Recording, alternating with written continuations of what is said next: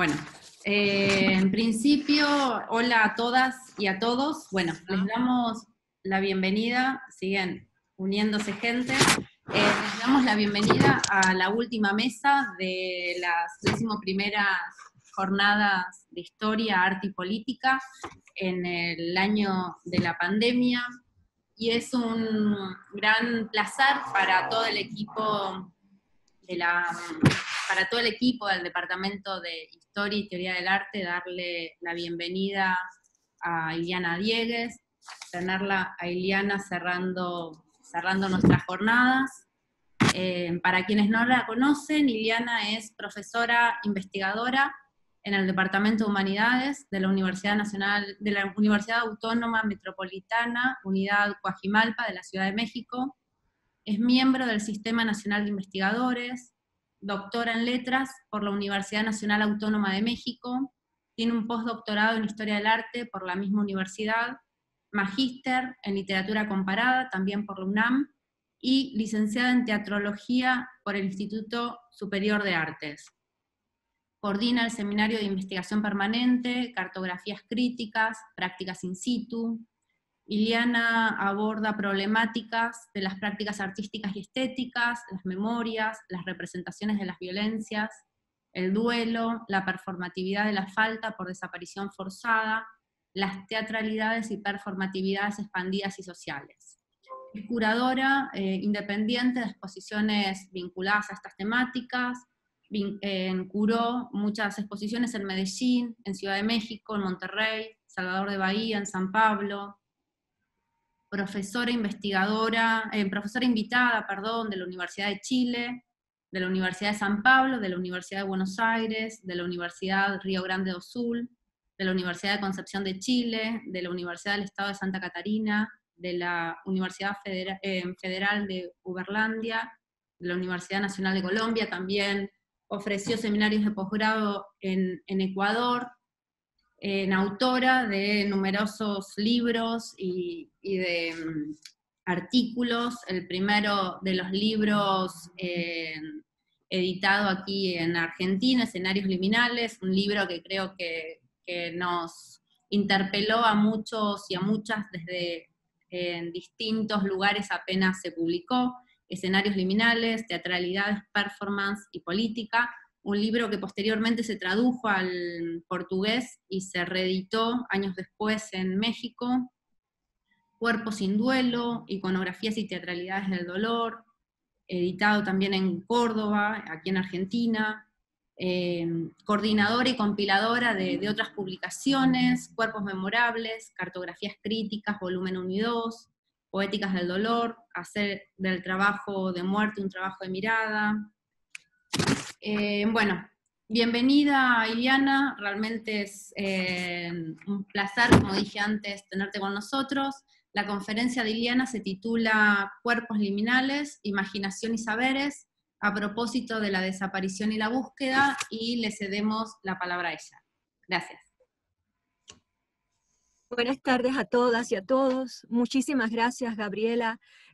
Agradezco muchísimo a ti y a Agustina Bertone de la UNICEN la invitación a compartir en estos momentos con ustedes, pues algo que es parte de una escritura y de una investigación que hace ya un tiempo vengo desarrollando. Prefiero decir una escritura, la palabra investigación es una palabra que estoy buscando cómo renombrarla, ¿no?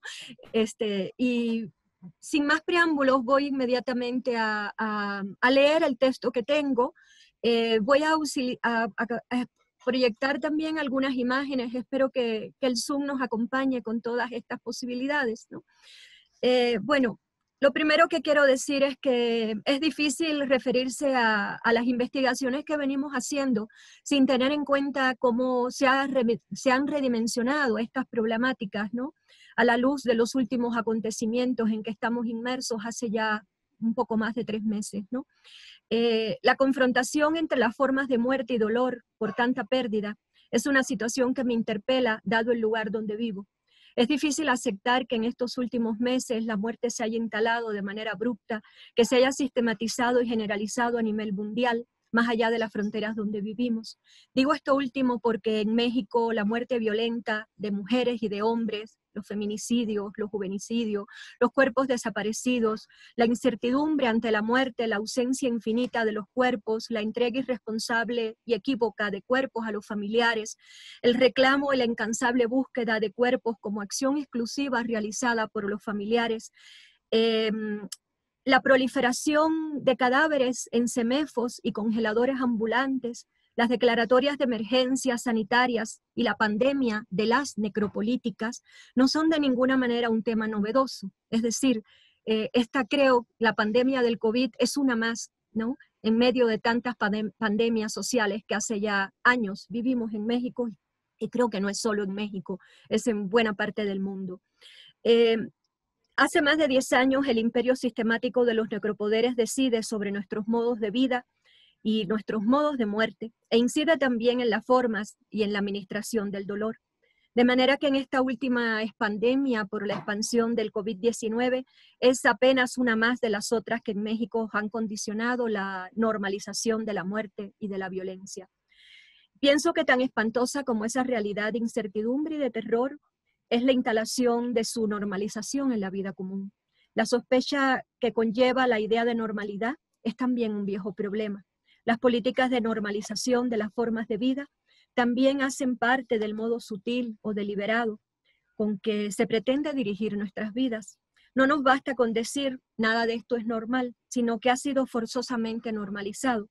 La normalización es una condición que performeamos, que representamos o que nos imponen performear. Tales problemáticas y circunstancias han marcado mi propio trabajo de manera que no tengo la menor duda del modo en que el malestar y la rabia ante la pérdida y el dolor han definido mis investigaciones o mis escrituras. La rabia o la ira, como una de las pasiones movilizadoras para la acción, puede ser también un carburante para el pensamiento situado. Pensar situadamente implica trabajar con la producción de pensadoras y pensadores y colectividades que ya no caben en la llamada trama de una subalternidad periférica, entre comillas, esta idea de subalternidad periférica, y que fuera de los recintos del conocimiento institucionalizado tensionan las hegemonías academicistas. Esas colectividades de pensadoras y pensadores tampoco caben en la frase, y la pongo entre comillas también, proliferación de márgenes, porque nunca buscaron reconocerse desde las periferias, sino que fueron lanzadas a espacios de polémica visibilización por circunstancias que no eligieron.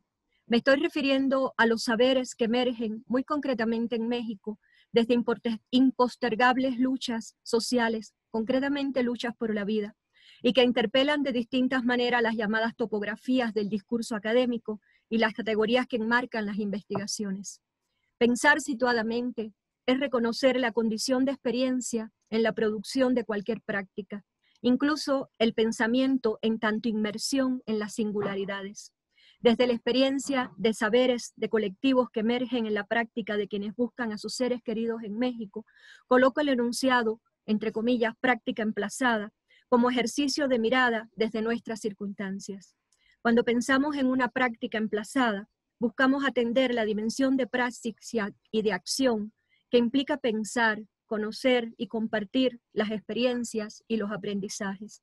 Quiero enfatizar esos aprendizajes que vienen de campos no académicos, sino del ámbito de las prácticas afectivas, sociales y políticas en las que se pone el cuerpo. La experiencia como criterio de significación es un principio epistemológico fundamental en los sistemas de pensamiento afroamericano. La epistemología feminista sostenida por mujeres afroamericanas distingue entre el conocimiento que viene de los libros y la sagacidad de la vida o la sabiduría avalada por la experiencia localizada en el cuerpo y en el espacio que éste ocupa. Y para quienes intentamos hablar desde el saber que nos comparten las y los familiares buscadores en México, no podemos sino reconocer la inmensa deuda que la academia tiene con estas personas y agradecer inmensamente. Y voy aquí a decir este agradecimiento a través de palabras de Bell Hooks, y cito a Bell Hooks: a todas las mujeres y hombres que se atreven a crear teorías desde el lugar del dolor y la lucha, que valorosamente exponen sus heridas y nos dan su experiencia para enseñarnos y guiarnos. Esas personas sin duda son las mujeres, madres, hermanas, hijas, los padres, hermanos, hijos, que buscan en México a sus seres queridos desaparecidos y que a los cuales debo la posibilidad de seguir pensando y escribiendo estos temas y con los cuales estoy profundamente agradecida. Bueno, en especial parte de la escritura que aquí comparto está vinculada al trabajo de búsqueda, a la acción de búsqueda que realiza el artista y performer Mushe Lucas Avendaño, con quien me siento profundamente agradecida por poder conocer su proceso de búsqueda de la desaparición de su hermano Bruno Avendaño. Y bueno, esto quería visibilizarlo hoy en esta sesión que estamos teniendo. Creo que se ha quedado conectado mi WhatsApp, me parece, y está sonando, se está colando el audio en la charla, ¿o no? ¿No? Bueno, continúo. Voy entonces a colocar la primera imagen y voy a dejar puesto las imágenes hasta el final.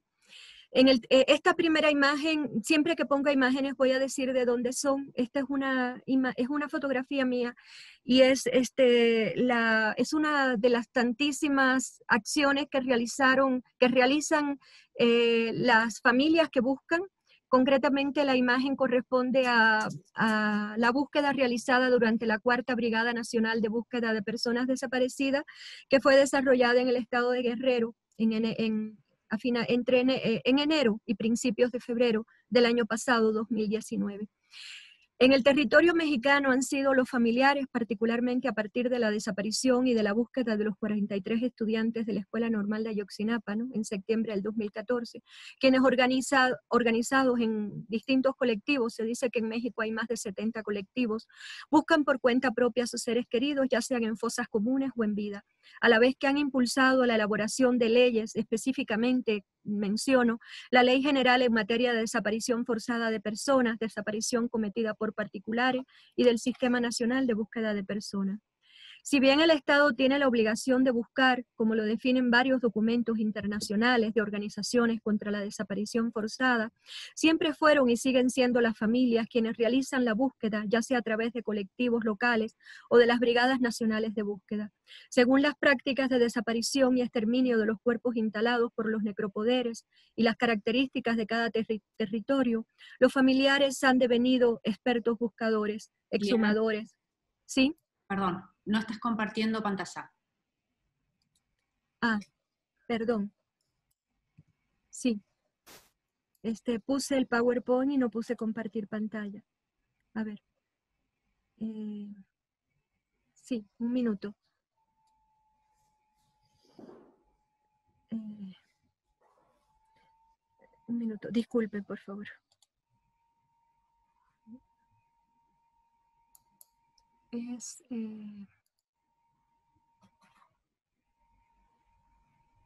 Se me había ido.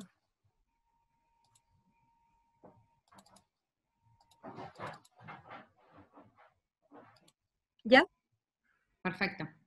Perdón, disculpen.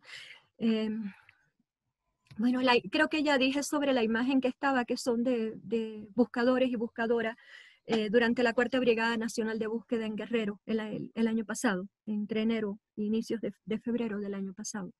Y decía que si bien el Estado tiene la obligación de buscar, como lo definen varios documentos internacionales de organizaciones contra la desaparición forzada, que siempre fueron y siguen siendo las familias quienes realizan la búsqueda a través de colectivos locales o de las brigadas nacionales, ¿no? Decía también que según las prácticas de desaparición y exterminio de los cuerpos instalados, o sea, de los cuerpos asesinados y de la forma de exterminio de los necropoderes y las características de cada territorio, los familiares han devenido expertos buscadores, exhumadores, forenses, antropólogos y peritos independientes, tanto en materia de desaparición forzada como en relación a los hallazgos corporales. La experticia adquirida por ellos y ellas es sistematizada y compartida a través de distintos tipos de encuentros. En estos contextos es posible pensar la idea, que también viene de las epistemologías feministas negras, la idea del conocimiento conectado. en especial me estoy refiriendo a ideas de Patricia Hill Collins, que emergen del cuidado y no de procedimientos impersonales o aislados. Durante estos años me he planteado distintos modos de interpelar la dimensión imaginativa. Cómo imaginar la forma o la informa de los cuerpos forzosamente ausentados y además cómo imaginar la constitución de los afectos en torno a ellos, ¿no? Durante estos años me he planteado distintos modos de pensar la palabra imaginación, que tradicionalmente ha sido una palabra considerada desde un estatus estético. La imaginación ha sido entendida casi siempre como un acto de representación estética necesariamente articulada a un presente ausentado. Pero cuando me pregunto sobre las formas de imaginar y de visibilizar la ausencia, no he pensado estrictamente en el espacio artístico, sino también en las distintas prácticas emprendidas por familiares para seguir imaginando a sus seres queridos. Y aquí quiero colocar algunas imágenes, ¿no? La primera imagen es la imagen de Araceli Rodríguez, que busca a su hijo Luis Ángel León, desaparecido desde el 16 de noviembre del 2009 en Zitácuaro, Michoacán. Y me tocó compartir con Araceli una mesa en un seminario, donde esa foto es de esa mesa, esa foto fue realizada por Rodrigo Suárez. Estábamos en el seminario y Araceli de pronto se para y tiene ese pomo, que es un pomo que antes era un pomo de Instacafé. Ella le quitó la etiqueta y en ese pomo llevó lo que ella dice ser el cuerpo de Luis Ángel, ¿no? Ella cuando se para dice, este es el cuerpo de Luis Ángel, ¿no? Y realmente el pomo lo que tiene es el fragmento de tierra que ella ha logrado recolectar en las distintas búsquedas de su hijo en Zitácuaro, Michoacán, y donde le dijeron los propios sicarios que habían despedazado el cuerpo de su hijo, ¿no? Esta manera de decir Araceli, este es el cuerpo de mi hijo, creo que ha sido una de las declaraciones que más me ha interpelado en mi trabajo como investigadora, ¿no? Me ha interpelado en relación a qué es la imagen, a qué es el acto de imaginación, a cómo nosotros podemos dar cuenta de la objetividad de una imagen, ¿no? ¿Qué es lo que contiene o qué es lo que define a una imagen, ¿no? Y sobre todo a pensar la imagen desde el acto, ¿no? Desde esa dimensión antropológica que otros investigadores y que muchísimos otros investigadores la han estado pensando. Quizás no muchos, pero sí nombres bien importantes, ¿no? Bueno, esta imagen la pongo porque para mí es una de las imágenes más fuertes en la pregunta sobre qué es imaginar, ¿no? Y sobre qué es representar también, ¿no? Y la otra imagen que estoy poniendo respecto a los actos imaginativos corresponde a esta señora que ustedes están viendo aquí, es María Herrera Magdaleno, que desde, bueno, en dos fechas distintas, desde el 2008, el 28 de agosto, y luego a esa fecha se sumó la del 22 de septiembre del 2010, María busca a 4 hijos. Primero le desaparecieron a 2 de sus hijos en Atoyac de Álvarez, en Guerrero, ¿no? A Raúl y a Jesús Salvador. Y después, cuando sus siguientes hermanos, 2 de los siguientes hermanos comenzaron a buscarle, otros 2 fueron desaparecidos, ¿no? Gustavo y Luz Armando, el 22 de septiembre del 2010, pero en Poza Rica, Veracruz. María siempre ha dicho que el único lugar que ella tiene para llorar a sus hijos es este espacio que están viendo ustedes, que es la estela de luz, donde están inscritas las placas de conmemorativas de de distintas personas, pero también de los familiares devenidos luchadores sociales que los buscan. Y bueno, esa foto es del año 2018, que igual la realicé cuando estábamos con un grupo de personas con las que siempre se hace acompañar María, haciendo este acto de homenaje, ¿no? a sus hijos. Estas imágenes las coloco porque son parte de la pregunta, ¿no? De cómo representar el cuerpo ausentado, ¿no? Y cómo darle lugar a la corporización de los afectos, ¿no? En la búsqueda de las ausencias.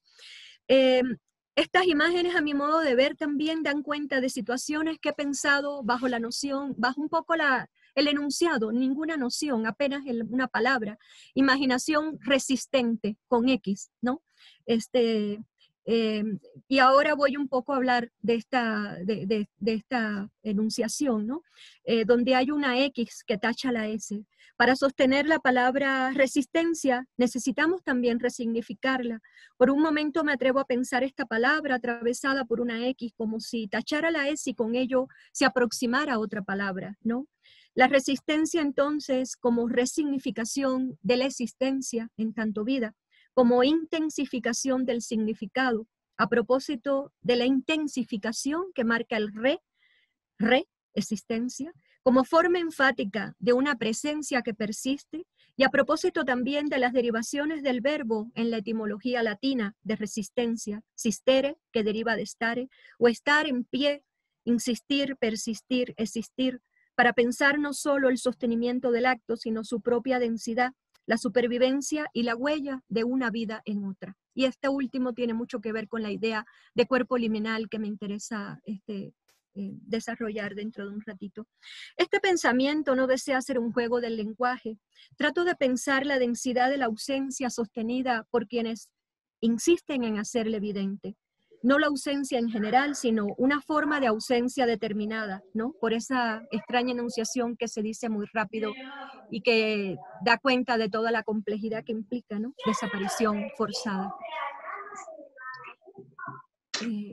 La imaginación como forma de resistencia, con X, repito, es un enunciado y es una acción que ha ido construyéndose desde el saber y las prácticas de búsquedas que llevan a cabo los familiares de personas desaparecidas por la fuerza, ¿no? Porque la desaparición es desaparición forzada en México.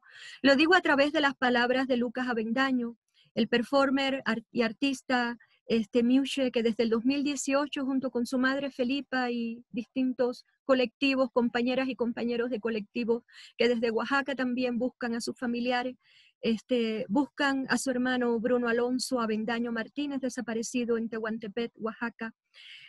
Lo que a continuación leo son palabras de Lucas en una comunicación personal en diciembre del 2019, a partir de conversaciones sobre estos temas, ¿no?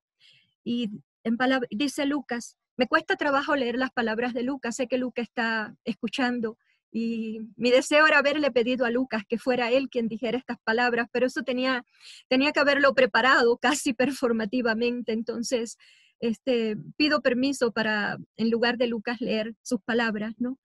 En efecto, me dijo Lucas, la imaginación es el recurso más valioso, más importante, trascendente e ilimitado que tenemos los que de por sí hemos sido desaparecidos o hemos padecido la desaparición laboral, la desaparición cultural, la desaparición social, la desaparición simbólica y como el eslabón último, la desaparición física, la desaparición real. Termina la cita de Lucas. La imaginación es una palabra frecuentemente invocada por las familias organizadas en estas colectividades de buscadores a las que hacía referencia. Avendaño recupera el saber de las madres buscadoras cuando dice que, y lo vuelvo a citar, la herramienta más valiosa que tenemos para encontrar a nuestros hijos es la imaginación. Y desde esa circunstancia todos los días se reta a poner a prueba su imaginación, porque considera que, y lo vuelvo a citar, como seres humanos, como sociedad, solo la imaginación nos ayuda en muchas situaciones desesperadas. Buscando a Bruno, la más reciente, una de las más recientes, no la última, o digamos una de las formas en que se constituye la búsqueda de Bruno Avendaño, pero quizás la primera forma que tomó esta búsqueda, la más reiterada acción de Lucas Avendaño, nació en palabras del propio artista como, y lo cito, un gesto desesperado, un acto de desesperación ante la desesperanza. Destaco aquí la palabra acción, que en el corpus de Hannah Arendt indica la posibilidad de revelar quiénes somos, y cito a Arendt, mediante la acción y el discurso, los hombres muestran quiénes son, revelan activamente su única y personal identidad y hacen su aparición en el mundo humano. Termina la cita. Pero decir acción y no performance busca también revelar este acontecimiento como acto, en el sentido incluso que dijera Mikhail Bakhtin, acto ético, como acto responsable y concreto que condiciona el ser para otro. Como ha expresado Lucas, esta acción, y lo vuelvo a citar, no nace como una performance, nace como una necesidad desesperada ante el sistema responsable de procurar y de impartir justicia en este país. Estas palabras que cito de Lucas fueron pronunciadas por él durante el desmontaje realizado como parte de la acción Quien Busca Encuentra, organizada por Gabriela León en el Museo de Arte Contemporáneo de la ciudad de Oaxaca en febrero del 2019.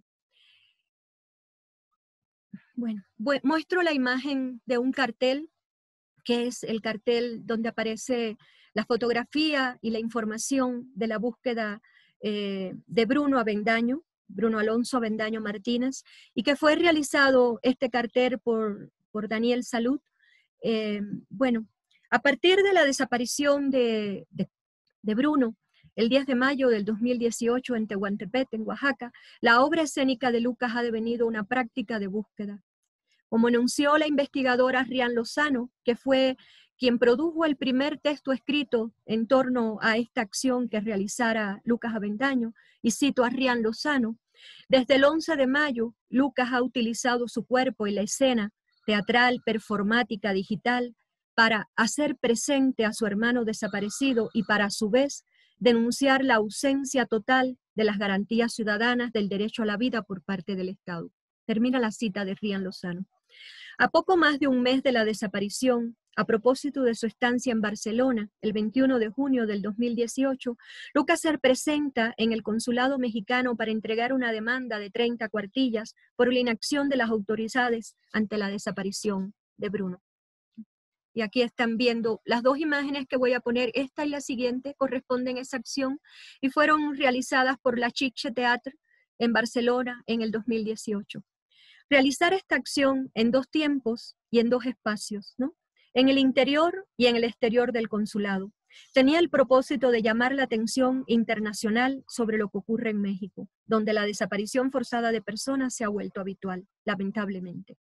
Si en el espacio de adentro la presencia de Lucas Avendaño denunciaba la inacción del Estado y los hechos tomaban cuerpo en 30 cuartillas, en el espacio de afuera, Lucas sostenía la fotografía de Bruno como huella de lo que podríamos decir una especie de presencia ausente. Esta noción también de presencia ausente o presencia de la ausencia es un enunciado que han utilizado las familiares, las mujeres que integran el colectivo Fuerzas Unidas por Nuestros Desaparecidos en Nuevo León, fundado por Leticia Hidalgo. Y esta noción, la presencia de la ausencia, ¿no? O la presencia ausente, también quiero vincularla al saber que van constituyendo la familia y que, bueno, a partir incluso de este enunciado, ellas editaron un libro y distintos textos dando cuenta de que siempre están queriendo hacer visible la dimensión en presente de esa ausencia. Ataviado con elementos del traje regional tehuano, presente en buena parte de su trabajo artístico, portando la fotografía de Bruno Avendaño y su propio pasaporte para acreditarse como ciudadano mexicano, Lucas realizó un acto de demanda que devino denuncia con repercusión internacional y que tuvo un efecto inmediato en la notificación que hiciera la Secretaría de Relaciones Exteriores, exhortando al fiscal general a atender el caso.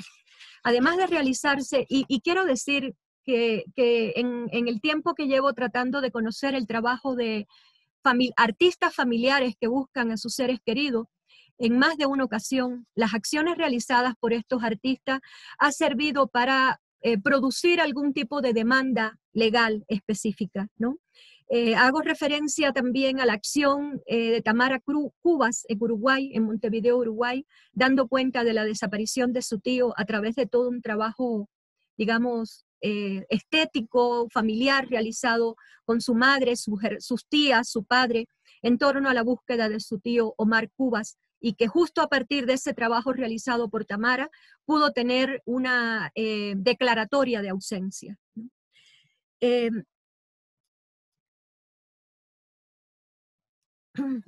Desde entonces, Lucas, ataviado con la indumentaria de luto que usan las mujeres zapotecas del istmo de Tehuantepec, con la falda tehuana y el mantón negro en alusión a la prenda original que devino un tépano tehuano, Lucas inicia un ritual de búsqueda, de recuerdo y luto por el hermano en falta, cargando su foto a la altura del torso, como lo hacen y lo han hecho pues todas las madres y familiares que en distintas partes de Latinoamérica buscan a sus seres queridos. Estas fotos, las fotografías que a continuación muestro, corresponden a la acción justamente desarrollada en el Museo de Arte Contemporáneo de Oaxaca en febrero del 2019, a la que hacía ahorita alusión. Buscar a Bruno es una acción en la vida cotidiana de Lucas Avendaño como en su propia creación artística. Es sobre todo la producción de una serie de acciones para evidenciar la inacción de las autoridades ante la obligación de buscar y para explicitar que en México, como en toda Latinoamérica, son los familiares quienes buscan por cuenta propia. Toda la obra de Lucas desde entonces ha sido construida como un acto de denuncia y búsqueda. Incluso algunas obras realizadas antes de este suceso han sido intervenidas a través del gesto que resume todo su accionar. Lucas enlutado buscando a su hermano Bruno, portando su fotografía a la altura del torso. Un mismo gesto, una misma imagen la atraviesa. Sostener la fotografía de Bruno Avendaño sobre su pecho, ya sea caminando, ya sea sentado, sosteniendo la ausencia. O como ha reflexionado también Rian Lozano, haciendo presente la ausencia de Bruno. Sostener la foto como gesto único es un acto cuya densidad espectral y liminal nos interpela. Esta presencia perturba y moviliza a la manera de un explícito extrañamiento político y afectivo. La imagen y en particular la fotografía tiene la potencia de una máquina afectante. Frédéric Lordon reconoce las imágenes como inscripciones corporales de los afectos y esos afectos que ellas inscriben producen efectos, nos movilizan. Y cito a Lordon. Mediante la representación, mediante la adición de imágenes ausentes, el cuerpo ha cobrado nuevos pliegues. Termina la cita. Para mostrarse visiblemente afectado y hacernos afectar. La imagen es entonces un dispositivo importante del ars affectandi en el despliegue de las políticas de afectos. La imagen que en mí, nosotros se detona o lo que en mí, nosotros detona la imagen. La acción realizada el 21 de junio del 2018 tuvo un adentro, como se ha expresado, en las oficinas del Consulado Mexicano en Barcelona y un afuera en la acera frontal del edificio. Allí se iniciaron dos movimientos en el trayecto hacia Bruno. El primero, el de adentro, marcó el inicio de un complejo proceso cívico de gestiones jurídicas. El segundo, el de afuera, ha devenido una acción estética que es práctica de búsqueda y conjuro. Cuando digo marcó el inicio de un complejo, no es que allí se iniciara, marcó la continuidad, ¿no?, de un proceso de delación, de denuncia y de exigencia en el orden de lo jurídico, porque allí no se inició justamente este reclamo, allí se le dio impulso al reclamo. El segundo, entonces, ha devenido como una acción estética que es práctica de búsqueda y conjuro. Es una acción relacional, pensada y construida para dar espacio al gesto solidario y compañero. Lucas está sentado sosteniendo la foto de Bruno. Me pregunto, sosteniendo su ausencia. A su lado una silla vacía. A través de una cuidadosa convocatoria realizado con su equipo de trabajo de la Transnational Performing Arts Company, distintas personas llegan y una por una, ocupan la silla que está a su lado. Algunas llegan con la falda tehuana y el torso desnudo. Otros se suman sin ningún vestuario especial. El móvil es acompañar, aun cuando apenas sean unos breves minutos. Esta acción de acompañamiento se repite durante más de una hora, siempre una persona diferente. Sentarse al lado de Lucas, que sostiene la imagen de Bruno, tomar su mano.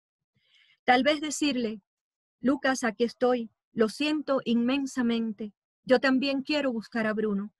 Quiero que él aparezca y que también aparezcan las casi 100,000 personas que nos faltan en México. Y digo las casi 100,000 porque la cifra oficial dada por Segot en enero de este año es de 61,000 y tantas. Es una cifra incierta que no representa el número real que se ha seguido aumentando lamentablemente hasta hoy.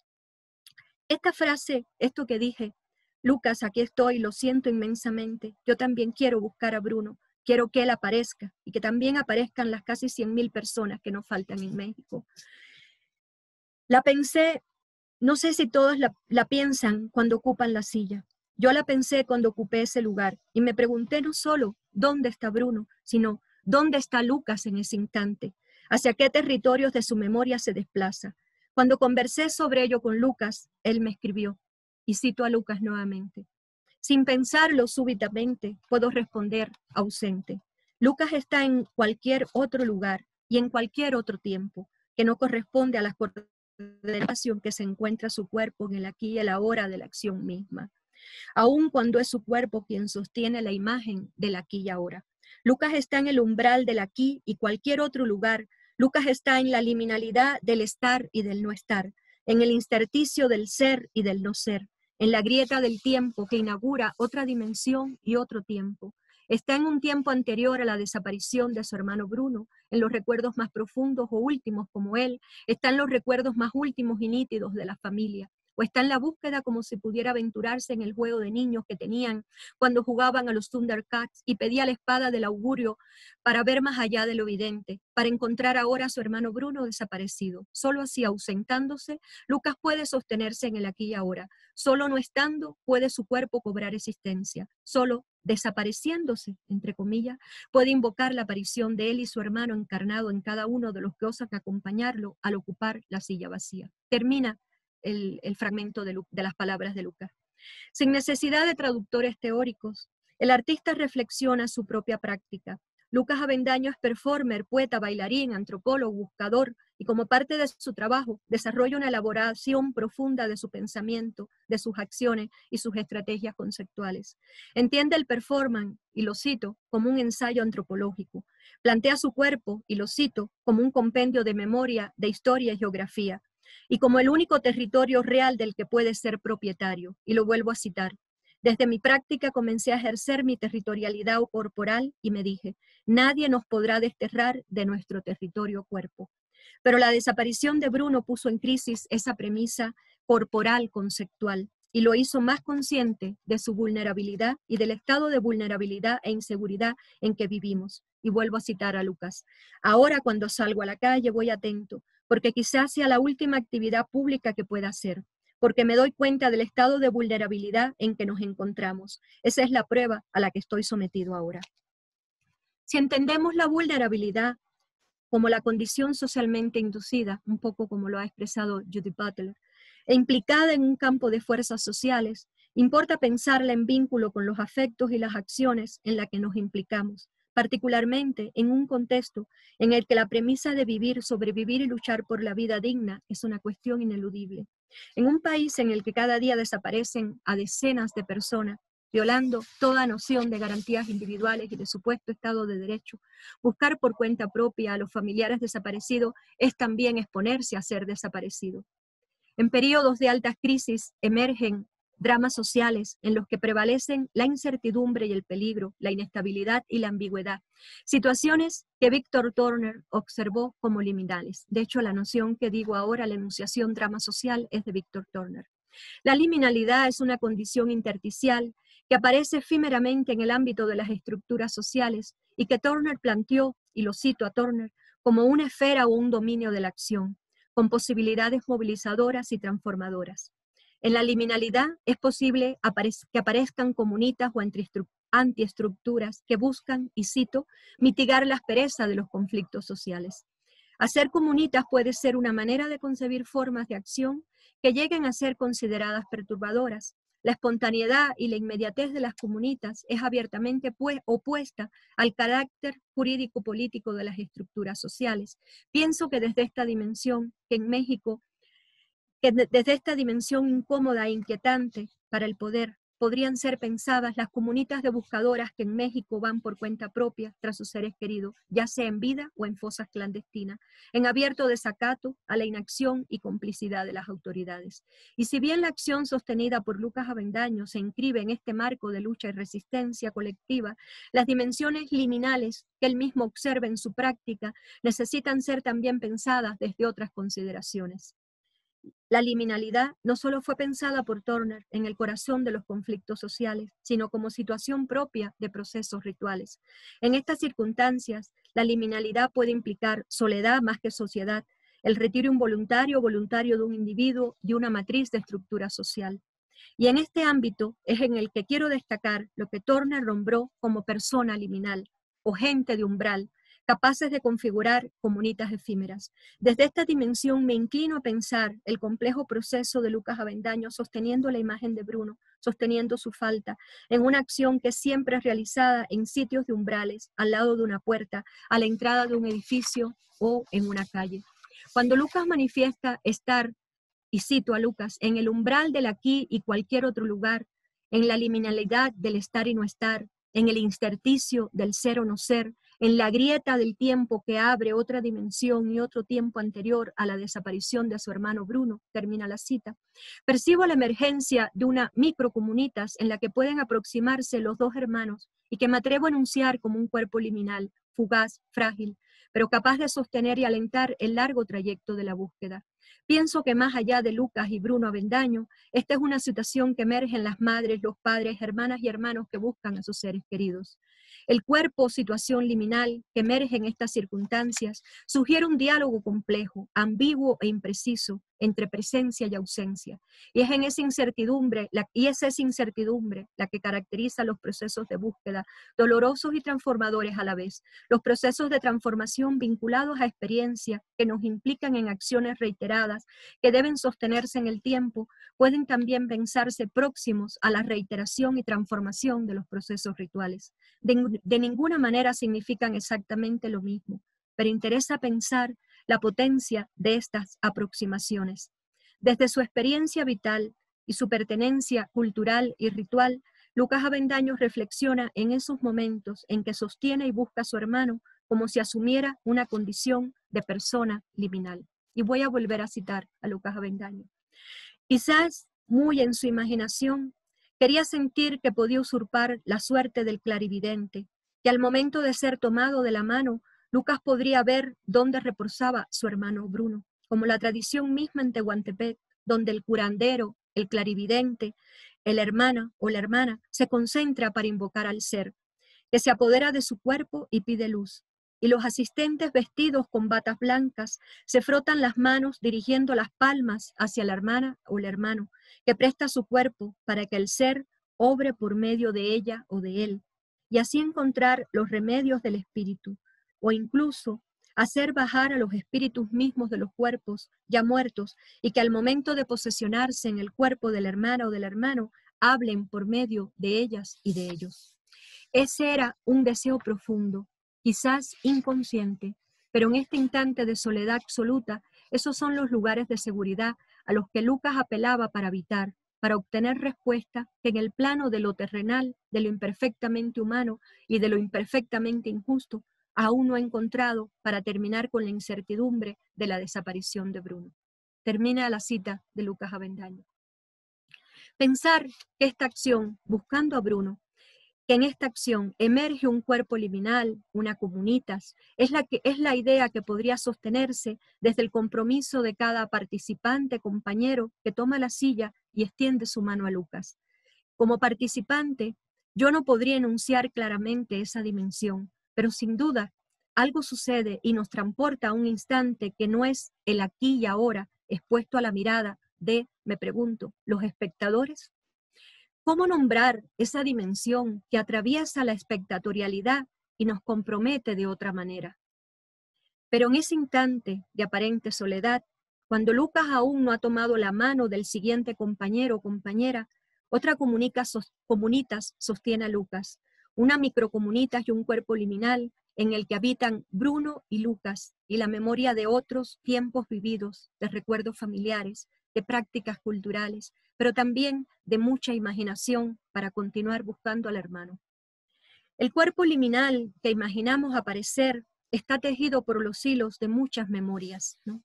Y quiero aquí poner otras imágenes de lo que estoy pensando, ¿no? Y elaborando como desde esta dimensión de cuerpo liminal, de cuerpo múltiple, ¿no? Esta es una imagen de, nuevamente, María Herrera Magdaleno, donde muestra la fotografía de los 4 hijos que busca. Fue tomada por Germán Canseco, periodista de Proceso, en un 10 de mayo del año 2013. Todos los 10 de mayo, excepto este 10 de mayo que estábamos bajo la cuarentena, Las madres hacen una marcha en la Ciudad de México y en las ciudades de otros estados, diciendo que no tienen nada que celebrar. Es una marcha que sale desde el Monumento a la Madre hasta la estatua del Ángel de la Libertad, ¿no? Y bueno, hacen una serie de declaratorias, leen cartas, en fin, lo que quieren hacer visible es que ellas no tienen nada que celebrar porque justamente están buscando a los hijos, por los cuales son madres también, ¿no? Entonces, bueno, creo que todas estas imágenes que nos han acompañado a lo largo de nuestra memoria social y política, cultural, estética, que tiene que ver con esas mujeres y también esos padres, fundamentalmente siempre han sido mujeres, cargando la fotografía del ser querido al cual buscan, pero no solo esa imagen que vemos, ¿no? Desde nuestra superficie de retina, es apenas una primera enunciación de la idea de esos cuerpos múltiples que ellas van constituyendo y cargando, ¿no? Esos cuerpos en el intersticio con otros cuerpos, con otras presencias, ¿no? Y a mi modo de ver es lo que estoy tratando de entender desde esta posible enunciación, ¿no? De cuerpos liminales, que también me estoy preguntando cuánto nos atraviesan a nosotros, los que trabajamos con esto. Lo que percibo como liminalidad acontece cuando en una realidad emerge otra realidad, y ya un poco separándome bastante de lo que Turner ha planteado, cuando en una situación se instala aquello que está reprimido, cancelado o silenciado. Es sin duda una especie de retorno, digamos, de reaparición, un acto de memoria corporizada que genera esos cuerpos múltiples dobles que sostienen y han sostenido las madres que buscan en distintas partes de este continente. Me atrevo a poner, dado que estamos siendo convocados desde Argentina, ¿no? Esta imagen que tomé en el año 2007 en Plaza de Mayo. Pensar la liminalidad que configura los cuerpos de quienes buscan a sus familiares implica pensar el modo en que esta dimensión nos determina a quienes intentamos reflexionarla, desde la realidad de esos cuerpos liminales que aproximan a las personas que buscan y a quienes los buscan. Abordamos las apuestas imaginativas y los saberes que ellos activan y que interpelan a la investigación en torno a estas problemáticas. Pongo otra imagen, ¿no? Que tiene que ver con esta dimensión de cuerpos liminales. Y esta es una imagen que fue, bueno, responde a la búsqueda que hacen Lucía Vaca y Alfonso Moreno, quienes buscan a su hijo Alejandro Alfonso Moreno Vaca, desaparecido desde el 27 de enero del 2011. Esta acción la hace, esta imagen corresponde a la caminata que hicieron ellos, bueno, el viaje que hicieron ellos hasta Sabinas Hidalgo en Nuevo León en el año 2017. Y allí instalaron las huellas de los zapatos con los cuales han buscado a su hijo Alejandro, ¿no? Hay un proyecto artístico en México que se llama Huellas de la Memoria. Es un proyecto, bueno, Alfredo López Casanova, quien inició ese proyecto, en realidad conmina no llamarle proyecto artístico, ¿no? Es un proyecto estético, solidario, que es mucho más que un proyecto artístico, que invita a las familias que han buscado a sus seres queridos a que entreguen los zapatos con los que han buscado a sus seres queridos. Esos zapatos son grabados o se les pone un vinilo con inscripción de mensajes que envían también las familias que envían los zapatos, y ahí aparece la información de quién busca y quién es el buscado, ¿no? Se han hecho varias instalaciones de este trabajo de huellas de la memoria, tanto con la materialidad de los zapatos como con las huellas que producen esos zapatos, ¿no? Las serigrafías a partir de cuando se impregnan en tinta las huellas intervenidas de los zapatos. Y esas huellas hoy en día sirven a muchas familias, ¿no? Para tenerlas junto con la foto, ¿no? Y dándole otra dimensión a esta imagen que siempre hemos visto de la fotografía del ausente, del desaparecido, ¿no? Junto con la fotografía va a aparecer la imagen de la huella, ¿no? De los zapatos con los que sus familiares los están buscando. Esta fotografía fue realizada por Mónica González, una fotógrafa que ha acompañado a muchos de estos familiares en distintos momentos. Bueno, con esta imagen y con una frase final termino. En estos años de vivir bajo los necropoderes y las violencias, pienso que la dimensión liminal está afectada por una dimensión fantasmal y luctuosa. Yo la había trabajado desde una dimensión carnavalizadora en otros momentos de una política, podríamos decir, celebratoria y festiva, ¿no? A partir de Cuerpo sin Duelo empecé a trabajar con esta idea de una liminalidad fantasmal y luctuosa, ¿no? Que tiene que ver con hacer comunitas con los ausentes, no solo con los presentes, sino con la presencia del ausente. Pero aún incluso desde estas circunstancias, pienso que necesitamos sostener, a pesar de lo luctuoso, pienso que necesitamos sostener una efímera comunitas que también esté activada por nuestra capacidad de imaginar a los que fueron forzosamente arrancados de esta vida en común. Esto sin duda es un deseo y es un acto de imaginación, ¿no? Entonces, creo que para la propia investigación también necesitamos echar mano a estos actos imaginativos para darle sentido a lo que tratamos de decir y hacer. Me apuré mucho o corté mucho lo que tenía por el miedo a pasarme en el tiempo. He acabado mucho antes. Bueno, tenemos unos minutos, un rato para abrir ronda de preguntas. Los invito también, si tienen alguna consulta para hacerle a Viviana, podemos usar el chat o me pueden pedir la palabra y vamos abriendo la discusión.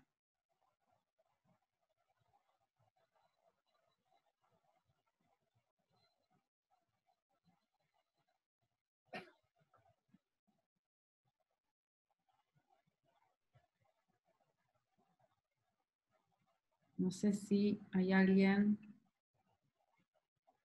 ¿Puedo dejar de compartir las imágenes? Sí. ¿Ya? Creo en Karina, ya te habilito el micrófono, creo que también podés hacerlo vos. Fíjate que, ahí, perfecto. Sí. Hola, hola, gracias, gracias a la universidad por esta conferencia y Iliana. Gracias. Iliana, un gusto. Quería hacerte una pregunta.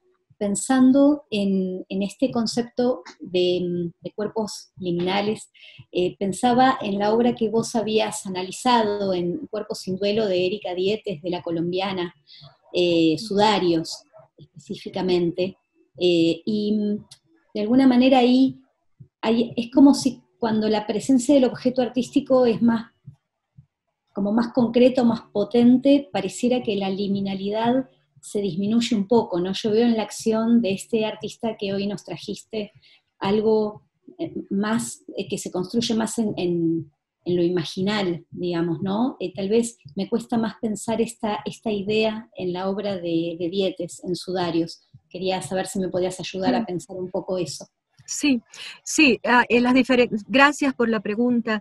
Es muy buena pregunta para ahondar más, ¿no? en esta constitución de posibles cuerpos liminales. Tiene mucho que ver la materialidad, digamos la materialidad de la práctica, por llamarlo de alguna manera, ¿no? El trabajo o la búsqueda de Lucas Avendaño es concretamente una acción, tiene una dimensión performativa, ¿no? Que pasa a través de la presencia de su cuerpo, del estar sosteniendo la imagen de la persona a la que busca en un tiempo determinado que llega a producir una alta densidad, ¿no? En esta cuestión de sostener la ausencia, ¿no? No es lo mismo mirar una fotografía ante la que uno elige estar que acompañar una acción que también uno puede elegir estar en ella el tiempo determinado, pero hay algo de lo que ponemos, por eso pregunto, espectadores, ¿no? Los que acompañamos, que no creo que podemos estar como espectadores, hay algo que se pone del cuerpo de los presentes que acompañan, que ayudan a sostener mucho esta presencia, ¿no? Yo pensaba, a veces pensaba en estas elaboraciones que ha hecho Yuri Lotman de la frontera semiótica, ¿no? cuando él habla de la frontera semiótica, para que se constituya un acontecimiento, depende tanto de los que realizan la acción como los que miran y creen y acreditan la acción, ¿no? Y pensaba en cómo nosotros, los que estamos allí, sostenemos la construcción de esta acción, ¿no? Si fuera solo Lucas en un lugar solitario sosteniendo la imagen con una silla vacía, la acción sería muy diferente, ¿no? Creo que desde esta comunitas del acompañamiento, que es una de las densidades de la comunitas, ¿no? No solo la comunitas la pienso desde el acompañamiento, sino esta comunidad de ausencia, ¿no? Esta comunidad de recuerdos, ¿no? Que del propio, cuando le preguntaba a Lucas, ¿y dónde está Lucas? ¿No? Está en el tiempo anterior, ¿no? A la desaparición de Bruno. O sea, esas comunitas de imaginaciones, de actos, de recuerdos, ¿no? Entonces hay como una superposición de comunitas en esta constitución de instancia, de lo que puedo pensar como instancia liminal en el caso de Luca.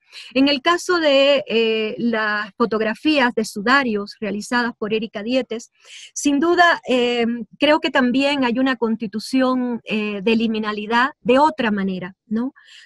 Primero porque pasa por esta contemplación, podríamos decir, en solitario, ¿no? Que tenemos con la imagen. Es una contemplación en solitario, pero es también una contemplación objetivada, ¿no? En la superficie de una fotografía, ¿no? Esta es una imagen plana, la que estamos nosotros contemplando en las fotografías de sudario, ¿no? Ya sean impresas son impresas en tela, por eso sudario, ¿no? Y son imágenes que cuando se exponen, son imágenes que se mueven, ¿no? Porque son telas que fluctúan, ¿no? Que ondean y que a veces tocan a quienes las atravesamos, ¿no? Cuando estamos en la exposición, a veces estas telas se nos pegan o se alejan, ¿no? Hay una extraña performatividad también en este tipo de instalación, porque tiene que ver a veces incluso con qué tela es la que se mueve, qué imagen es. Pero yo recuerdo en Cuerpo sin Duelo, cuando cuando traté de pensar, trabajar es pensar sobre esta producción de Erika, esta obra de Erika Dietes, hablaba mucho, ¿no? En ese momento hablaba mucho de la dimensión antropológica de la imagen, ¿no? Y apelaba a un texto de Derrida en el que él se pregunta sobre el origen de la tragedia, ¿no? Y dice, si cuando escuchamos el canto de la tragedia, cuando vemos la tragedia griega, hemos dejado de escuchar el grito del macho cabrío en el momento de su sacrificio, ¿no? Entonces ¿cuánto escuchamos del dolor, de los gritos, del sufrimiento que está impreso en esas telas de sudario cuando las contemplamos, ¿no? De qué manera esa comunidad de sufrimiento, de dolores, porque estas fotografías fueron hechas por Erika a partir de convocar y escuchar a las madres que perdieron a sus hijos y que comienzan a dar testimonio. Erika no les pide que posen, ella las invita a hablar. Y en la medida en que van hablando, ella va haciendo una cantidad de fotografías, ¿no? Después ella escoge qué fotografía será. Cada fotografía, incluso hay una fotografía que es con la boca abierta, ¿no? Tengo aquí una foto, voy a mostrar una imagen que la tengo aquí a mi lado para que podamos saber de qué estamos hablando un minuto.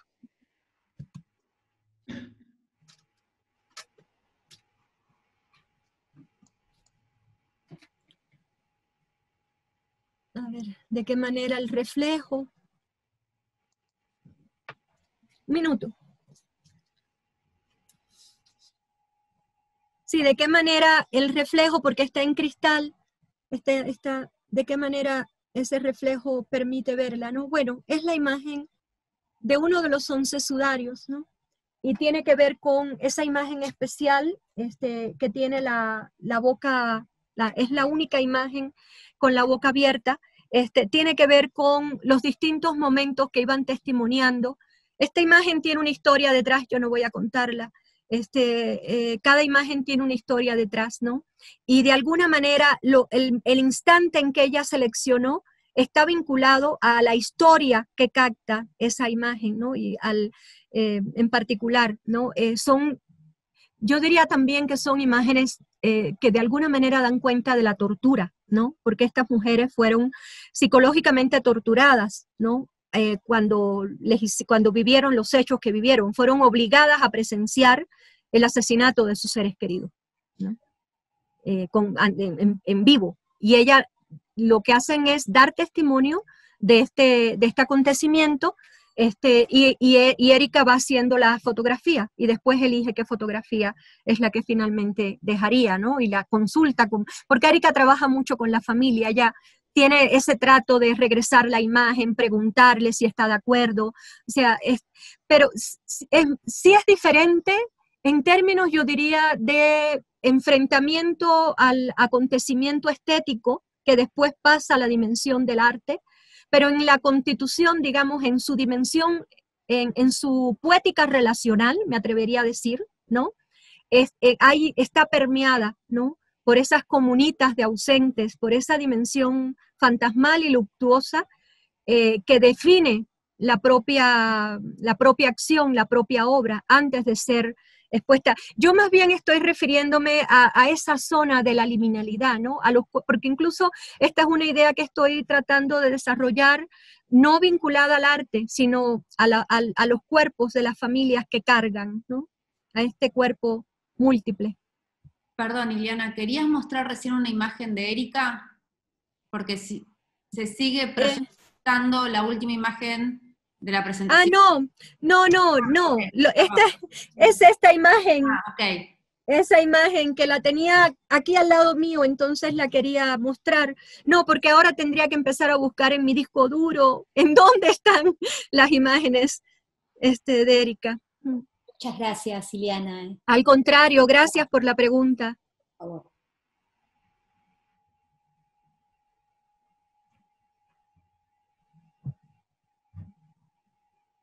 Si alguien más quiere tomar la palabra, ¿alguna?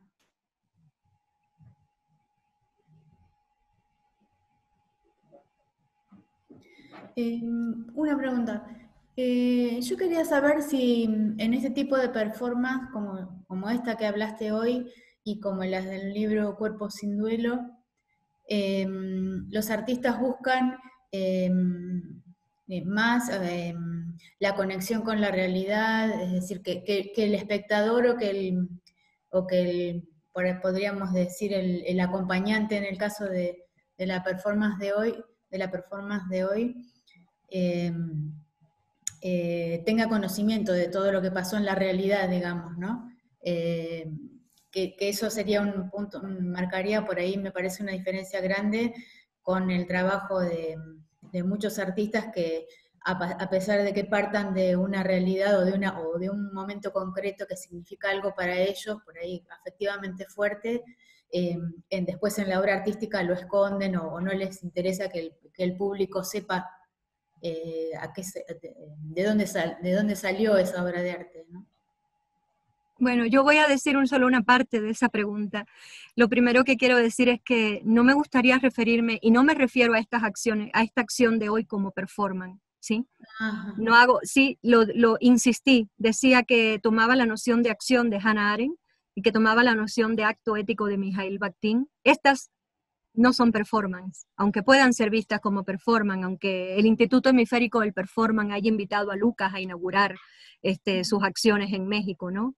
Lucas, si está por aquí y quiere hablar sobre esto, sería la mejor respuesta en relación a la importante pregunta que tú haces, pero quiero primeramente dejar esto dicho. No creo que la palabra performance, tal y como la usamos en el ámbito del arte, sea la que puede enunciar este tipo de acciones. Son acciones de denuncia y concretamente esta es una forma de búsqueda, una acción de búsqueda que realiza un hermano hacia otro hermano ante la ausencia forzada de otro hermano. Y desde allí me interesa colocarlas en este espacio de visibilización, en el que yo también uso mi lugar en la universidad, en la academia, para seguir hablando de estas cosas y para colocarlas en el ámbito de la discusión, ¿no? Para que tengan, de hecho, una buena parte de lo que dije era refiriéndome a estas comunidades. Estoy más interesada en quizás ser una especie de cronista, ¿no? Que pueda mi voz y mi cuerpo servir para pasar estas experiencias, que en la perversa tarea de hacer teoría a costa de todo lo que estamos viviendo, ¿no? Ese segundo lugar es el que realmente no quisiera tomar, ¿no? Aunque tengo que usar palabras de otros, reflexiones y demás, y en ese lugar regreso al inicio de lo que dije hoy. Me interesaría que se reconociera el saber de estas comunidades de personas que están poniendo el cuerpo, luchando por la vida, y que realmente están produciendo una serie de reflexiones y de saberes que ponen en crisis las palabras con que la academia misma da cuenta de las cosas, ¿no? Por ejemplo, no podríamos usar la noción de performance, por lo menos en esta etapa. En Cuerpos sin Duelo, yo sí me referí concretamente a producciones que se muestran en espacios artísticos, ¿no? En museos, en demás, entonces, que están reconocidas como producción artística. Erika hace su obra como una producción artística, ¿no? Y desde allí, creo que sin duda, si le preguntaran a Erika si está interesada en visibilizar pues su último trabajo realizado en el Museo de Antioquia, con los objetos que le facilitaron a ella los familiares, y que ella decidió encapsular en unas cajas de tripolímero de caucho, esas cajas donde quedaron a manera de tumbas colocados los objetos que pertenecían a personas ausentes. Cuando se expusieron esos 200 nichos de objetos, la primera parte de la apertura de esa instalación al público, que parecía la apertura de un camposanto porque estaban a ras del piso, todas estas cajas con los objetos como si fueran las tumbas. El primer y segundo día estuvieron destinados a los familiares que vinieron de distintas partes de Colombia, ¿no? Es decir, recuerdo que en el museo estaban con todas estas cuestiones de no se acerque, no toque, y las primeras indicaciones dadas por Erika y por todo el proceso de instalación en que trabajamos fue que hagan con ellas lo que quieran, no las van a romper, porque son sus objetos, ellos lo van a cuidar más que nadie. Y las personas llegaban y abrazaban y se quedaban acostadas, abrazadas a esos objetos, porque era lo que estaba en lugar del cuerpo de la persona que nunca pudieron despedir, ¿no? Ya en ese caso eran desapariciones constatadas como procesos finales de muerte, ¿no? Que no es lo mismo desaparición forzada que muerte violenta. ¿Sí? Pero sería una acción con una dimensión estética, no una acción política que podríamos ver, porque bueno, en esta foto que mostraste de Lucas Avendaño hay todo, o sea, sería otro concepto, pero que relativo a la estética, ¿no? Además de la dimensión, sí. Porque en la foto hay todo un trabajo estético impresionante. Yo creo que la estética está presente tanto en acciones políticas como en acciones artísticas, ¿no? El trabajo en la estética, el trabajo de extrañamiento y de desautomatización de nuestros modos comunes de presentar, hacer ver y colocar ante los demás ciertos acontecimientos, implican indudablemente un extrañamiento de la materialidad y de los modos en que presentamos los acontecimientos ante los demás para hacerlos ver de otro modo, ¿no? Entonces, la elaboración estética, hay demasiada elaboración ya sobre este ámbito donde incluso, bueno, tal como Rancière lo dice, ¿no? La relación entre la estética y la distribución de lo político, ¿no? Es imposible. Daniel Veronese ha dicho en varias ocasiones que toda forma estética es una forma política, ¿no? Durante su trabajo con Periférico de Objetos. Entonces es imposible separar aquí lo estético de lo político. Solo que cuando las acciones se realizan porque lo que hago es una obra artística con un fin artístico, o lo que hago es la manera en que un artista tiene de seguir accionando en el espacio público para dar cuenta de una problemática que está por encima de su propósito artístico, ¿no? Creo que esto es lo que hace la diferencia. Tenemos dos personas que quieren hacer preguntas, pero no sé si Lucas, ¿querés aportar algo? Hola, buenas tardes. Eliana, gracias, y a la Facultad de Artes también muchas gracias. Buena tarde a todas las personas que nos están sintonizando. En verdad estoy muy agradecido y estoy muy conmovido. Creo que es la primera vez que me permito estar llorando durante todo este tiempo. No sé si ha influido el confinamiento último o el confinamiento histórico al que hemos estado segregados, pero bueno, la razón es que sea, ya estoy aquí. Solamente para precisar un poquito con relación a la premisa de este acto de desesperación, que fue como yo le llamé en su momento, porque fue el móvil por el cual se activó. Nosotros en los primeros 20 días después de la desaparición de Bruno hicimos como todo el proceso que creo yo muchos familiares hacen, de ir a buscar a su familiar a los lugares donde uno cree que puede encontrarse vivo. Después viene la fase a los lugares donde uno cree poder encontrarlos, aunque sea muertos, ¿no? Desde los CEMEFOS, desde los descansos de los panteones municipales. Aquí en Tehuantepec hay un sistema de riego que comprende un canal de 39 kilómetros y mi mamá, por ser agricultora, gestionó para que las cortinas fueran cerradas y se secara el canal. Y caminamos los 39 kilómetros con la esperanza de que si Bruno se había ahogado, pudiera su cuerpo aparecer atorado en alguna rama o algún lugar. Pero en esos 20 días de búsqueda también nos dimos cuenta de la incompetencia por parte de los funcionarios de la Vicefiscalía de Tehuantepec. Las ocasiones últimas que nos reuníamos nos oían, pero no nos escuchaban. Es decir, llegó un momento de mucha impotencia y frustración de nosotros, que al grado de que ni siquiera apartaban la mirada del monitor de la computadora para vernos a la cara. Entonces eso me colocó en una situación de casi como en el límite de un vacío, en donde yo, pese a tener esta invitación en Barcelona meses antes de la desaparición de Bruno, estuve a punto de cancelar. Pero bueno, dadas las condiciones de salud en que yo me estaba viendo en ese momento, y mi madre y mi familia consideraron que era importante que yo me saliera de este espacio tan viciado que se estaba volviendo la búsqueda de Bruno. Y ellos me dijeron, porque es posible que la forma en que están actuando las autoridades, es posible que transcurran 2 años y sigamos igual. Y efectivamente han transcurrido 2 años y seguimos en las mismas circunstancias. Entonces fue la razón por la que yo acepto salir del país. Yo después de Barcelona, tenía una presentación en Polonia, en un festival, y la obra que iba yo a presentar a Polonia se llama Requiem para un alcaraván. Y la producción que yo llevaba pues son la indumentaria femenina de las mujeres zapotecas del Istmo de Tehuantepec.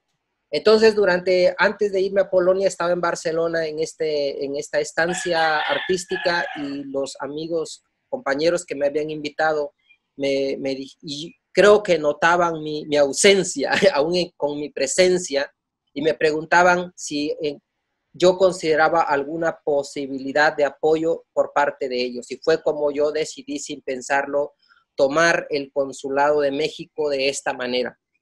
Tomarlo significa muy duro para el contexto de Barcelona en ese momento, puesto que recién había sucedido un percance en donde unos chicos se metieron a la Rambla con una furgoneta y arrollaron a algunos turistas, y terminó con el asesinato de estos muchachos porque fueron acusados de terroristas. Entonces, en ese sentido, como necesitaba cuidar, como no solamente cuidar mi propia continuidad en la búsqueda de Bruno, sino también cuidar un tanto a las personas que decidieran acompañarme en esa presencia en el Consulado de México, en Barcelona. Y fue así como decidí hacer presencia ataviado con la indumentaria femenina de las mujeres zapotecas del Istmo de Tehuantepec, pero específicamente con la indumentaria de luto. Y por eso yo le llamé como un acto de desesperación, porque realmente no había encontrado ningún mecanismo legal para que las autoridades se hicieran responsables para la aplicación del protocolo homologado para la búsqueda de personas desaparecidas y la ley en materia de personas desaparecidas y desaparición forzada aprobado los primeros meses del 2017 y que en Tehuantepec no estaba teniendo efectos, sino eran letra muerta. Y bueno, por eso yo llamé un acto de desesperación. Yo no sabía qué repercusión iba a tener, pero bueno, afortunadamente encomillado, porque si bien ese acto de desesperación dio pie a que la fiscalía por fin se hiciera responsable de atraer la investigación, pero bueno, eso fue el 22, la acción fue el 21 de junio del 2018, Relaciones Exteriores emite un documento el 22 de junio del 2018, pero el 12 de noviembre del 2018 Oaxaca declara incompetencia y se vuelve un caso federal, ¿no? Y solo para aportar un poco como todo lo que había detrás de ese acto de desesperación que, bueno, ahora se puede denunciarse como buscando a Bruno. Muchas gracias por la atención.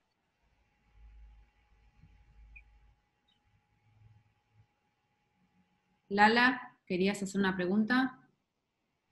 Bueno, buenas tardes. Gracias, Lucas, aquí.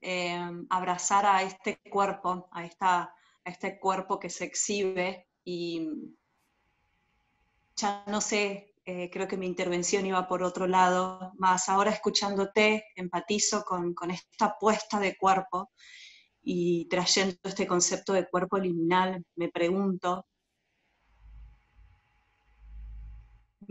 qué herramientas artísticas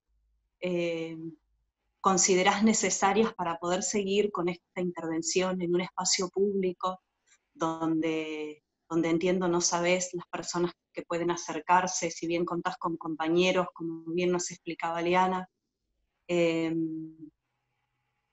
y empatizar. Mi intervención iba ahí, escucharte cómo en tu relato este cuerpo que es tuyo, más que tiene herramientas de actuación y de poéticas determinadas, permitieron estas intervenciones, estas acciones, como las llamás. Y gracias, muchísimas gracias por esta puesta de cuerpo acá. Gracias.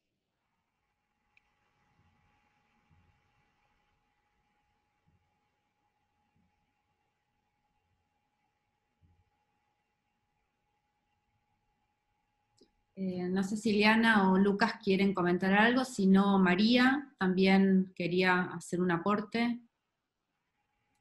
Creo que la pregunta era más hacia Lucas, ¿no? No sé, Lucas, si quieres ahora agregar algo más a partir de esta pregunta que te hace Lala.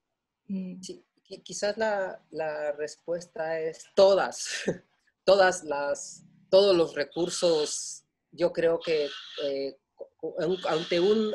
ante un delito pluriofensivo como es la desaparición forzada, cualquier herramienta, cualquier recurso, cualquier estrategia es necesaria. Todas las imaginables y aún las no imaginables, o aún aquellas que no hemos imaginado. Por ejemplo, en el 2012 tomé parte de una de las marchas de las madres en la Plaza de Mayo en Buenos Aires, Argentina, pero no sabía que 6 años después yo iba a verme en esta situación de tener que traer en el pecho la foto de mi hermano. Entonces, seguramente yo en ese 2012 que acompañaba a esas madres no pasaba por mi cabeza qué hacer, ¿no? Con relación al tema de las desapariciones. Cuando viene el caso de mi hermano, tampoco sabía qué hacer, ¿no? Lo único que tengo en ese momento es, por eso digo, todo aquello imaginable, pero todo aquello que tampoco lo hemos imaginado, pero que a partir de la desesperación que uno encuentra, y de ahí deviene que que comprende uno cuando, por ejemplo, en México se llevan a cabo las marchas, sobre todo en contra de los feminicidios, y las mujeres rompen, queman, incendian, porque ese sentimiento surgía muchas veces en mi cuerpo, ¿no? de llegar a la fiscalía, quemar, pero no solo quemar, llegar con un arma de fuego y disparar, pues, ¿no? Pero sabía yo que quizás esa iba a ser mi último acto de desesperación, ¿no? Pero yo necesito encontrar a Bruno. Entonces no puedo llevar a cabo ese acto de desesperación si es que quiero encontrar a Bruno. Y como decimos en casa, si queremos encontrar a Bruno y si queremos traerlo de regreso a casa, debemos estar todos bien, ¿no? Entonces, aún aquello que no hemos imaginado, creo que ese es el reto, esa es la gran tarea que tenemos aquellas personas que hemos decidido encarnar la decisión de buscar a nuestros familiares, porque también es cierto que hay familiares que prefieren no hablar de esto, hay familiares que prefieren no interponer una denuncia, hay familiares que prefieren olvidar, familiares que prefieren no tocar el tema, ¿no? Por lo doloroso y por todo lo que implica, por la vulnerabilidad a la que las personas nos exponemos. Por ejemplo, después de esta intervención del 21 de junio del 2018 en el Consulado de México, el 25 de junio, o sea, 22, 23, 4 días después, le hablan por teléfono a mi madre para decirle que dejara de chingar, para amenazarla. El 5 de julio le vuelven a marcar para decirle que iban a venir por nosotros. Primero iban a venir por su hijo José, mi nombre completo es José Lucas. Dijeron, vamos a ir por tu hijo José y vamos a ir por ti y los vamos a matar, ¿no? Entonces vamos viendo como una serie de acontecimientos que uno pensaría inocentemente que uno no está vulnerable, no está expuesto, pero a partir de estos actos de desesperación que hago en el extranjero, nos focaliza y nos pone casi como en la mira telescópica de quien no sé si tiene alguna responsabilidad en la desaparición de Bruno. Por eso, y de ahí devino que había que imaginar otras estrategias, porque yo tampoco sabía que a partir de esa intervención, de ese acto de desesperación, entonces mi madre y yo íbamos a estar por el lapso de un año escondiéndonos, durmiendo en la azotea de la casa y siempre en estado de alerta porque no sabíamos en qué momento iban a venir por nosotros.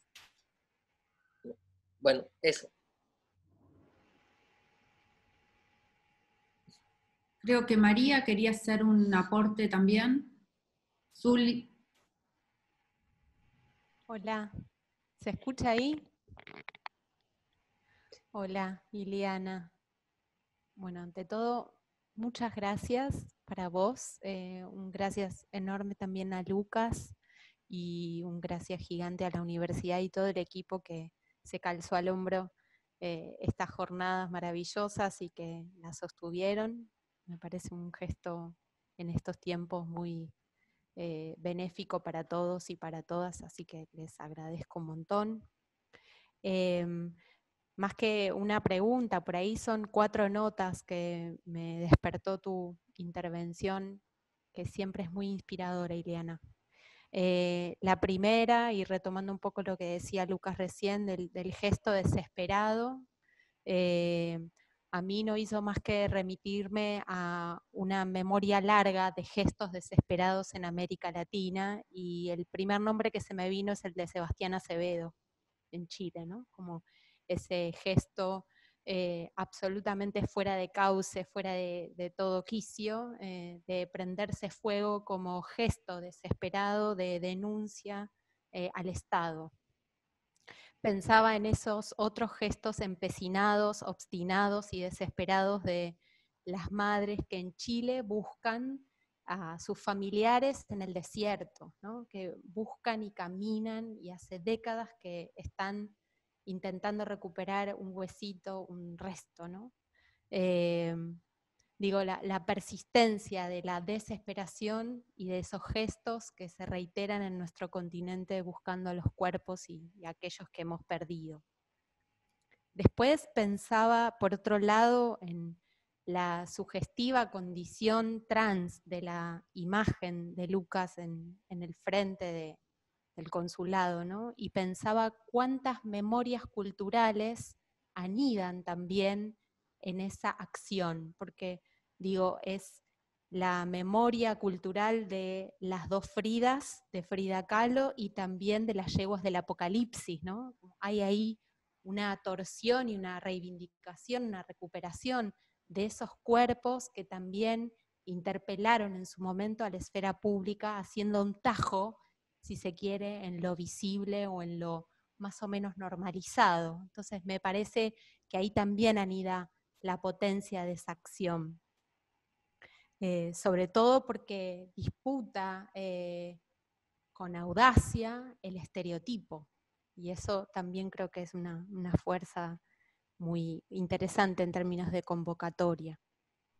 Y en ese sentido también pensaba que anida una memoria performática de lo popular. Este gesto de sostener la mano del otro, de hacernos compañía, es algo que vemos en cualquier espacio de pena, como un gesto de acercarnos, de proximidad junto al otro, hacia el otro, ¿no? Entonces creo que en ese gesto se anidan como memorias culturales, estéticas muy poderosas. Y me conectaba, y esto es lo último, con Uberman, ¿no? Con este libro maravilloso de Pueblos Expuestos, Pueblos Figurantes.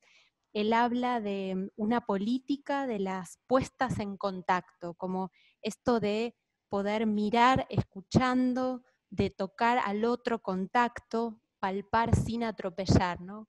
En qué medida estas imágenes no están en esa sintonía, ¿no? Y lo pensaba y quería como compartirlo con vos, Ileana, si todo esto de lo que estás hablando, de lo que estás pensando y estás escribiendo, no va en esta línea de configurar también desde la escritura y la investigación una política de las puestas en contacto.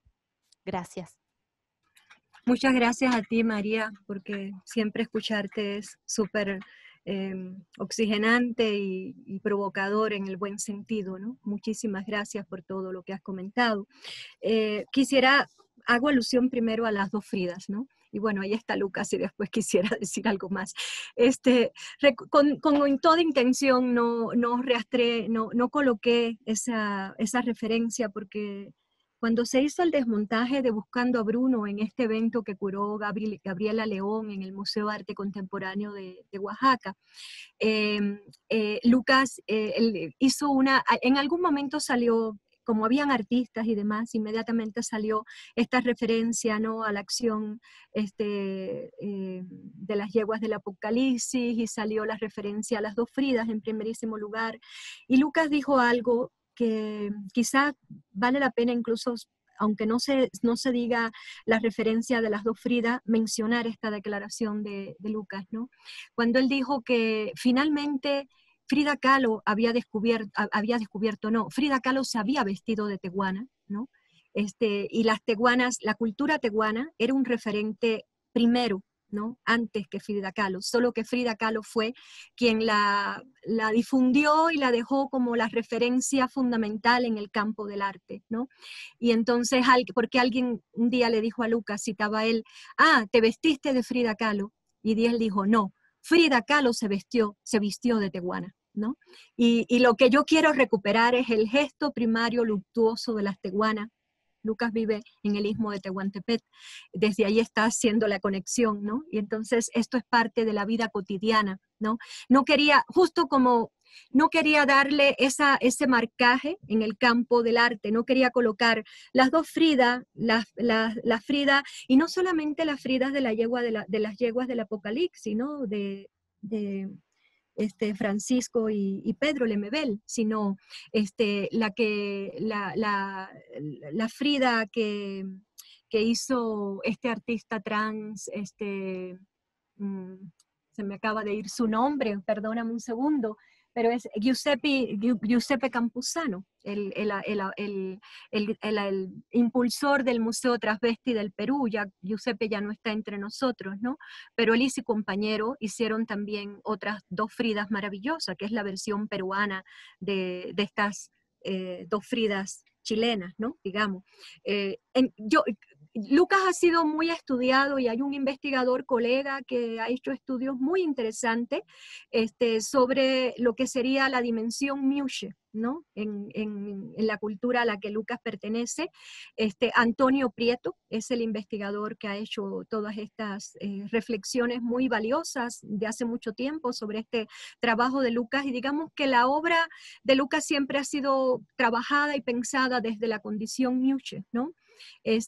Sin embargo, yo no quería regresar, porque es que esto no es una reflexión sobre el trabajo propiamente, no lo quiero dejar en el lugar del trabajo artístico, ¿no? Sino para mí el gesto de Luca es el gesto no solo de un artista, de un antropólogo, es también de un buscador que busca a su ser querido, ¿no? Y es en esa comunidad de buscadores donde me interesaba, incluso cómo él se apropia en el buen sentido, cómo él llama, cómo él cita el reclamo que hacen las madres cuando dicen, para seguir en esto necesitamos más que nada recurrir a la imaginación, ¿no? Y cómo desde allí él se enlaza, ¿no? Quería mucho levantar esta otra dimensión, incluso tenía varias citas de Martin Esslin, con quien estoy trabajando la cuestión de la imaginación y la aparición. Didi Huberman, como bien señalas, María, es un autor que para muchas de nosotras nos ha marcado. Bueno, yo soy así como Cuerpo sin Duelo está bajo la marca de Didi Huberman, ¿no? Y en muchos sentidos estoy trabajando la noción de fasma, justo para esto de lo que mostraba de Araceli, esta idea del fasma en la pregunta, este es mi hijo, y que es, ¿no?, sobre esto de qué es lo que aparece y la forma, la informa. Pero más bien quería dar lugar a esta manera en que esta comunidad de personas que trabajan por la vida también trabajan por enunciar, ¿no?, estos procesos y estas formas de conocimiento, esta especie de experticia que ellos van adquiriendo en su búsqueda, y cómo esto nos tiene que nutrir a las personas que desde la universidad estamos tratando de pensar sobre ello, y no siempre pensarlos, ¿no?, como lo he hecho yo misma, como lo he hecho yo misma, desde Didi Huberman o desde Martin Esslin o desde, ¿no? Es un poco estoy tratando también de pensar desde cómo ellos mismos están enunciando y construyendo sus acciones, que son acciones poéticas, ¿no? No necesariamente para ser expuestas en el lugar del arte, ¿no? Entonces, me he recortado mucho en una serie de citaciones y de extensiones, sobre todo porque tenía un tiempo que estaba con mucho miedo de sobrepasar, ¿no? Me habían dicho 40 minutos y yo estaba muy nerviosa y leí muy rápido y quité muchas páginas. Tenía 16, pero dejé en 13, 12 y media, para no tener la pena de que ya estaba, me escuchaba, me interesaba que pudieran hablar varias otras personas, ¿no? Pero todo lo que has dicho, María, es muy relevante para lo que trato de hacer y de seguir. Y sí, en este territorio, pues ya cuando hice la edición, la edición ampliada y revisada de Cuerpo sin Duelo en México, allí pude extender más. Yo había estado en Chile y había visto el trabajo de Paula Len, Flores en el Desierto, con las madres de Calama. Y me había introducido mucho, ¿no?, en esta búsqueda que habían hecho las madres de Calama. De hecho, un proyecto es de poner en diálogo a las madres de Monterrey, de Fundén, con las mamás de Calama, porque las madres de Fundén, inspirada en las niñitas de Boltanski en el desierto de Atacama, hicieron una acción a pie de fosa, ¿no?, para un Día de Muertos en México. Entonces, creo que hay muchas razones para unir, ¿no?, a las madres de Calama, a las mujeres de Calama, no solo madres, hermanas, esposas. Violeta Berría, por ejemplo, es una figura con la que estamos tratando de sostener y de impulsar un proyecto a través de la colaboración de una amiga chilena investigadora, Yael Seliniest. Bueno, sí, los gestos desesperados, como bien tú los enuncias, ¿no?, tienen una larga trayectoria, y sí, es inevitable que esa memoria no esté presente en todo lo que tratamos de recuperar, aunque no lo enunciemos. lamento ser quien tiene que decir que, bueno, tenemos que cerrar. De mi parte les agradezco muchísimo a todas y a todos los que estuvieron en el espacio, a Ileana y a Lucas especialmente. Y bueno, le cedemos la palabra a Juan Manuel Padrón, codirector del departamento, quien va a hacer, bueno, un cierre de las jornadas. Gracias. Muchísimas gracias, muchas gracias a todas y a todos. Gracias, Lucas, también. No sé si me escuchan ahí, sí. Bueno, nada, en principio agradecerle a Ileana Diegues y en su nombre a todos los que participaron en las jornadas como expositores en las diferentes charlas. Nada, voy a ser breve, agradecerle a la Facultad de Arte, a la Universidad Nacional del Centro, a la agencia, porque nos acompañan como siempre en todas las jornadas, a todos los coordinadores de las diferentes mesas, Gabriela que está acá presente y al resto que participó en los 3 días, a todo el equipo de edición y comunicación de nuestra facu, al departamento de historia y especialmente a Javier Campo, que es nuestro secretario de investigación y posgrado, pero además fue quien nos pinchó para llevar adelante esta jornada, así entre él y el mundo de los mortales que llevábamos adelante nosotros, salieron estas jornadas que me parecen que fueron súper interesantes. Y nada, y en principio invitarlos para la 12ª en 2020, que espero que nos encuentren compartiendo los pasillos del hall de nuestra facultad, un café, una picada, una cerveza, un vino, ¿sí? Y si no, nuevamente estaremos acá presentes. Muchas gracias especialmente a todos los que nos acompañaron. Acá veo muchos amigos, amigas, compañeros, que han estado en jornadas anteriores, que están en esta y que seguro van a seguir estando en las que vienen, ¿sí? Muchísimas gracias y nada, nos vemos el año que viene en las 12ª jornadas del Departamento de Historia. Gracias. Gracias. Y ojalá podamos abrazarnos la próxima. Muchísimas gracias, de verdad. Muchas gracias por hacer estos espacios. Gracias a la universidad, a Gaby, a todos. Gracias. Bueno, adiós. Gracias. Hasta luego. Adiós, muchas gracias.